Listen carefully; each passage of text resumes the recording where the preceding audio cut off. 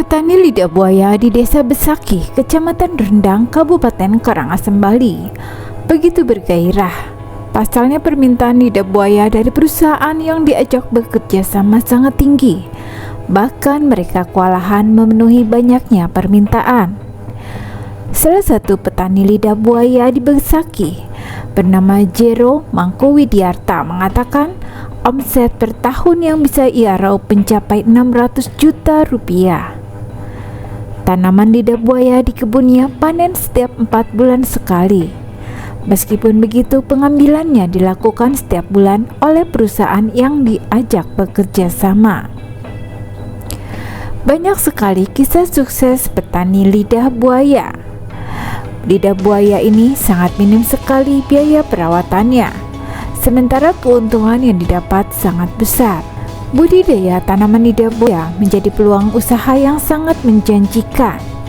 Pasalnya kebutuhan pasar akan tanaman yang satu ini cukup tinggi, dengan manfaat yang begitu besar. Membuat lidah buaya tak hanya dibutuhkan oleh industri makanan saja, tapi juga oleh industri kesehatan dan kecantikan. Banyak petani yang sudah benar-benar merasakan bagaimana manisnya usaha budidaya lidah buaya. Produk utama dari lidah buaya memang daging daunnya, namun kulit dari daunnya juga bisa digunakan menjadi teh herbal, dan khasiatnya juga bisa untuk mengobati penyakit diabetes. Semua orang ingin hidup sukses, tapi tak mudah untuk bisa mencapainya. Dibutuhkan ketelatenan, keuletan, serta usaha yang kuat untuk bisa mencapai target yang diinginkan.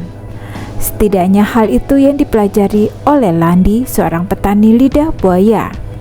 Awalnya, Landi membudidayakan lidah buaya sebanyak 500 pohon dengan luas lahan sekitar 500 meter persegi. Dari situ usahanya terus berkembang. Perjuangannya sebagai petani lidah buaya tidak sia-sia. Tidak hanya sukses membudidayakan lidah buaya, Landi akhirnya membuat produk olahan dari kebunnya, mulai dari jeli, teh, hingga sabun cuci tangan. Tak jauh dari kebun lidah buayanya, Landi memiliki home industry yang memproduksi berbagai olahan lidah buaya, mulai dari kulit hingga gelnya. Produk olahan itu sudah diedarkan hingga seluruh Indonesia. Perjuangannya benar-benar luar biasa, tak pantang menyerah, dan banyak bertanya pada orang yang lebih tahu, ujar Landi, membuka rahasia kesuksesannya. Bahkan kini lidah buaya yang dilakukan pria ini sudah bisa diekspor ke Timur Tengah. Kisah lain datang dari Sumarni dan Alan.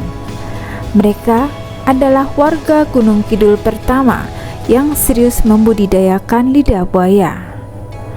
Pada tahun 2018, Alan membentuk kelompok wanita tani atau KWT Mount Vera Agrotech yang menggandeng para perempuan di Jeruk Legi, Gunung Kidul untuk membudidayakan lidah buaya.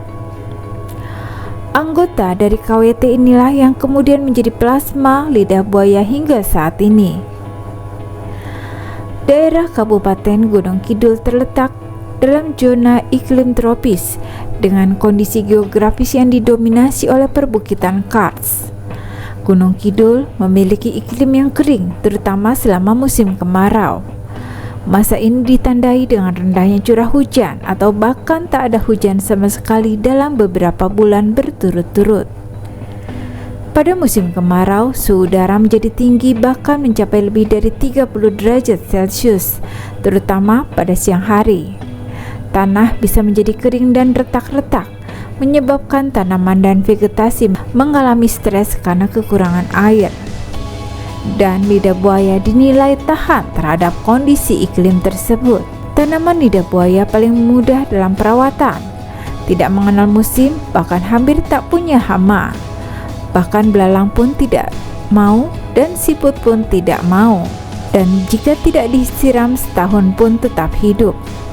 Lidah buaya terkenal dengan daun yang tebal, runcing dan hijau dengan semburat putih atau kuning. Panjangnya bisa mencapai 30 hingga 50 cm. Setiap daunnya mengandung jaringan berlendir yang menyimpan air sehingga membuatnya menjadi tebal.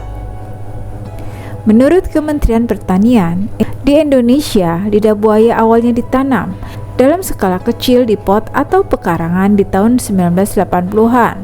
Namun, sekitar tahun 1990-an petani mulai menanam di lahan khusus. Seiring dengan manfaat yang diperoleh, minuman segar dari lidah buaya semakin berkembang dari waktu ke waktu. Pada tahun 1992, para petani telah beralih ke sistem monokultur, yang berarti mereka mulai membudidayakan lidah buaya di lokasi yang ditetapkan dengan menggunakan teknologi yang lebih canggih. Pemilihan lokasi yang tepat untuk tanaman ini menjadi penting untuk memastikan tanahnya bebas dari penyakit. Salah satu sentra terbesar produksi lidah buaya di Indonesia ada di Pontianak. Menurut data BPS pada tahun 2020, produksi lidah buaya bisa mencapai 16.928 ton dengan hasil produksi 184 ton per hektar. Harga lidah buaya di sentra produksi pada triwulan 2 di tahun 2021 di tingkat petani mencapai 5.500 per kilogram. Komoditas ini diterima baik untuk pasar domestik di sejumlah kota besar maupun mancanegara seperti wilayah Asia. Lidah buaya adalah tumbuhan sukulen, mempunyai prospek bagus dalam bisnis. Dimanfaatkan dalam beragam industri seperti kuliner, kosmetik, farmasi hingga pupuk. Tanaman lidah buaya bak oase di tengah keringnya Gunung Kidul. Berbagai manfaat dari lidah buaya ini memungkinkan peluang bisnis yang menjanjikan dengan potensi omset yang menguntungkan. Dalam sebulan dari sektor kuliner dan edukasi bisa meraup cuan 45 hingga 50 juta rupiah per bulan. Dan perjalanan Alan mengembangkan budidaya aloe vera ini tak lepas dari dukungan Bank Rakyat Indonesia atau BRI. Pada tahun 2019, Alan mengikuti program Kredit Usaha Rakyat atau KUR yang ditawarkan oleh BRI, dan dengan modal inilah dimanfaatkan Alan untuk mengembangkan usaha UMKM lidah buayanya. Dengan berbagai manfaat dan juga kemudahan dan besarnya permintaan pasar, sebenarnya ini menjadi peluang yang bagus untuk petani mengembangkan budidaya lidah buaya. Cara penanaman lidah buaya bisa dilakukan dengan langsung ditanam di lahan atau menggunakan media polybag. Lidah buaya jika tidak membutuhkan lahan yang luas karena bisa dilakukan di lahan terbatas. Pembibitan lidah buaya dapat dilakukan dengan cara vegetatif, yaitu mengambil anakan yang masih menempel pada induknya. Tanaman itu kemudian ditanam pada media tanam pot atau polybag atau langsung di tanah. Anakan lidah buaya bisa dijadikan bibit dengan waktu pembibitan sekitar 3 hingga 5 bulan yang kemudian dipindahkan ke media tanam. Dan agar tanaman lidah buaya bisa menghasilkan hasil yang maksimal, tentu penanamannya tidak dibiarkan tumbuh begitu saja, tapi harus dilakukan perawatan secara berkala. Pemupukan diberikan seperti pupuk kandang untuk memperbaiki jaringan tanah. Disarankan menggunakan pupuk kandang dari kotoran sapi karena mengandung banyak unsur hara dan juga nitrogen. Pembubunan dan penyobekan ketika tanaman lidah buaya berumur 3 bulan dilakukan. Hal ini untuk memperkokoh tanaman ini dan menggemburkan tanah sehingga bisa dengan mudah menyerap makanan. Pada proses ini biasanya dilakukan juga pengendalian gulma. Pada umur 5 hingga 6 bulan dilakukan penyobekan karena biasanya lidah buaya sudah mengeluarkan anakan yang terpendam di dalam tanah. Anakan ini bisa dijadikan sebagai bibit, dan pada umur 6 bulan tanaman lidah buaya sudah bisa dipanen.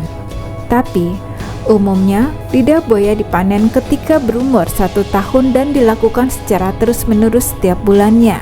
Bagian yang dipanen adalah daun yang paling luar dengan menggunakan pisau yang tajam.